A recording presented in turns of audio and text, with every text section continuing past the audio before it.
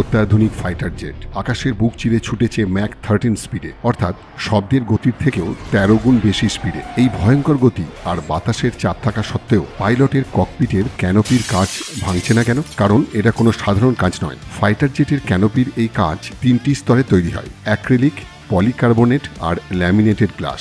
এই কাঁচ 25 mm বা 25 মিলিমিটারেরও বেশি মোটা হয়। এত পুরু হওয়া সত্ত্বেও বাইরের আলোর প্রায় 90% আলো সহজেই ককপিটে ঢুকতে পারে। এই কাঁচের আঘাত সহ্য করার ক্ষমতা সাধারণ টেম্পার্ড গ্লাসের তুলনায় প্রায় 300 গুণ বেশি হয়। উদাহরণ হিসেবে বলা যায়, A-10 বা Su-25 এর মতো যুদ্ধবিমান যখন মাটির খুব কাছে গিয়ে শত্রুর ওপর আক্রমণ চালায়, সেই সময় শত্রুপক্ষের গুলির আঘাতেও অটুট থাকে এই কাঁচ। এক কথায়, এটা শুধু ফাইটার জেটের ককপিটের ঢাকা নয়, এটাই আকাশে পাইলটের শেষ বর্ম বা শেষ সুরক্ষা। এক কথায়, এই কাজ আকাশে পাইলটের শেষ আশা।